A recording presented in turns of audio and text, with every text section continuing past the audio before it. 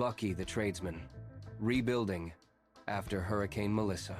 When Hurricane Melissa tore through Santa Cruz, Jamaica, it came with a rage the community had not seen in years. Roofs peeled away like paper, trees snapped and danced down the streets, and whole districts lay underwater. The usually lively town square was now a muddy lake, with cars half submerged and storefront signs floating like discarded leaves. Families huddled in shelters, and the hills around Street Elizabeth seemed bruised beneath dark, swollen clouds. When the worst had passed and the sun returned, Buckey stood in front of what used to be his house. The entire roof was gone, lifted off as clean as if someone had plucked it with giant fingers. Rain had poured in, ruining furniture, appliances, and memories. The house stood open to the sky, wounded and exposed. Buckey shook his head slowly. "Me hafi fix this," he muttered. "And this time, me a go deck de roof." But before he could lift a hammer, he needed help. The crew gathers within hours. 4 of Buckey's longtime builder friends, Rosdano, Pinto, Vibez, and Shortman showed up with boots, buckets, and bad jokes. Rosdano clapped him on the shoulder. "Buckey, hurricane come fi test we, but we stronger dan breeze. We day ya with ya." Pinto grinned. "Just tell we what fi do. We ready fi rebuild." Buckey smiled for the first time since the storm. "First ting materials, and dat is the real battle." The material hunt across Jamaica. Prices had shot up overnight.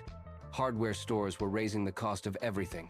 Plyboard, steel, cement, zinc, nails, decking board, you name it. Everybody was desperate, and the sellers knew it.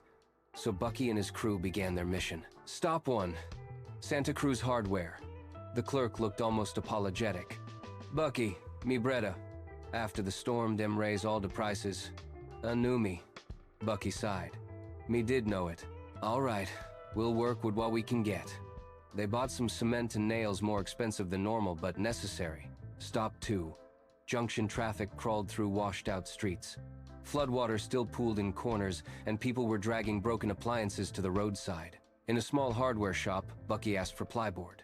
The owner said, "Me only have 4 sheet left, but die price race star." Buckey shook his head. "Dis storm lick we hard, man. How people fi rebuild if die price fly way?" Still, he bought what he could. He had no choice. Stop 3. Black River. By the time they reached the south coast, the destruction was even worse. Houses tilted sideways, fishing boats were smashed on the shore, and the river had jumped its banks, leaving the town smelling of mud, salt, and heartbreak. But not everyone meant well. Some nights, when Buckey returned with new material, the next morning it would be gone. He tightened the security, stored materials at Mr. Fitz's yard, and kept pushing forward. "Mr.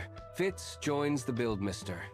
Fitz, the old master builder from down the lane, arrived with his measuring tape around his neck and wisdom in his eyes. Together they formed the structure, tied the final steel grid, and poured the last of the concrete slab. After Hurricane Melissa, we need experienced tradesmen to start repairs on a major commercial build in Mo Bay. Can you come in for a meeting? Buckey's eyes widened. "My can be da." He hung up and looked at the men around him. "Breda, opportunity just knock." Rosdino grinned. "Buckey, you fix your yard. Now you're ready fi fix Jamaica." The wind blew gently across the new deck, the sky bright and clear again. Santa Cruz was still rebuilding, but hope was rising just like Buckey's house. And now, so was his future.